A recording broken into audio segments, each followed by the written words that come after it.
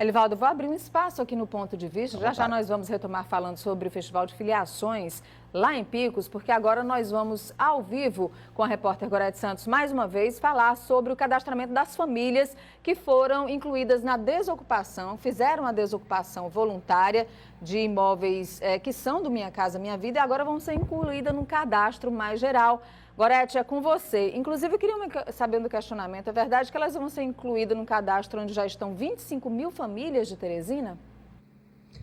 Na verdade Nádia, é aquele cadastro que a Prefeitura havia realizado no ano passado ainda. Essas inscrições elas encerraram no ano passado, mas por uma ordem judicial, essas famílias que desocuparam os residenciais Angico e Caneleiros, que as pessoas conhecem mais como Torquato Neto, que é bem próximo dali, a juíza determinou que essas famílias que saíssem voluntariamente, que se enquadrassem no perfil, que elas fossem inseridas nesse cadastro que já havia sido realizado pela Prefeitura. Então, são 300 famílias que agora estão tendo essa nova oportunidade para serem incluídas também nesse programa. Elas devem apresentar uma série de documentos, como todas as outras famílias inscritas também o fizeram. A gente vai, inclusive, colocar essa lista desses documentos que devem ser apresentados por cada uma dessas famílias a partir de hoje. Documentos pessoais, como CPF, carteira de identidade, carteira de trabalho e o título de eleitor também, do casal e dos membros da família maiores de 18 anos.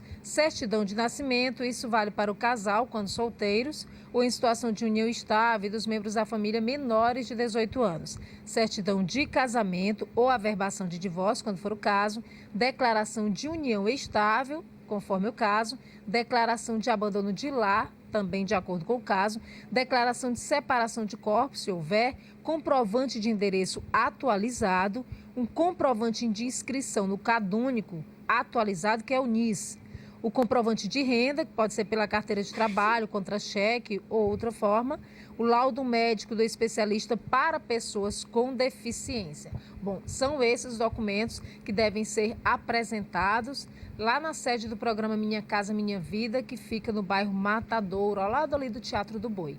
A gente vai conversar com a Rogéria Souza, ela que é coordenadora de habitação aqui da Secretaria de Desenvolvimento Urbano da cidade de Teresina, pode trazer mais informações, já que acompanha esses cadastros desde o início, Rogério.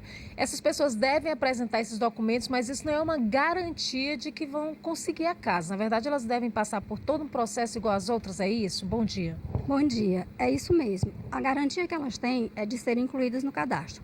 A juíza, com toda a sensibilidade que tem, ela determinou que aquelas pessoas que saíssem voluntariamente, que foram identificadas pela Polícia Militar naquele momento da desocupação e que se apresentassem para a equipe de assistentes sociais da Prefeitura, lá também durante aquele processo, elas fossem, aquelas que não tivessem sido cadastradas no ano passado, teriam essa possibilidade de se apresentar.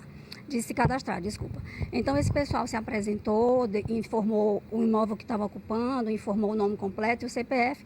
Nós checamos no nosso banco de dados, foram 403 famílias que se apresentaram e dessas 403, 300 não têm cadastro. Então, essas pessoas vão se cadastrar de hoje até sexta-feira. Elas receberam ligações, quem não recebeu pode aguardar que a gente está ligando para cada uma, para que não aconteça de comparecer pessoas que não estão inseridas. Ou seja, essas demais, já que foram mais de 400, são pessoas que já estão inscritas no programa, é isso? 103 famílias dessas 400 já estão inscritas no programa. Inclusive, tem pessoas que já têm dossiê pronto, que já está no ponto só do sorteio de endereço. Tem gente que já foi sorteado. Então, tinha todo tipo de situação.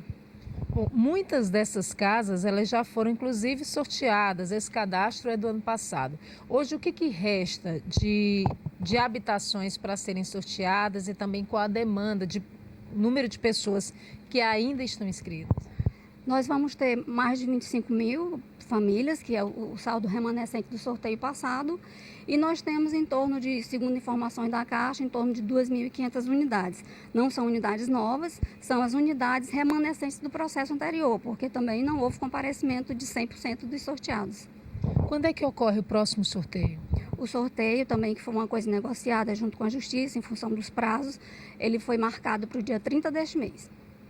E essas casas, elas já têm uma previsão para serem entregues e onde, na verdade, em que bairros da cidade elas estão sendo disponibilizadas, Rogério?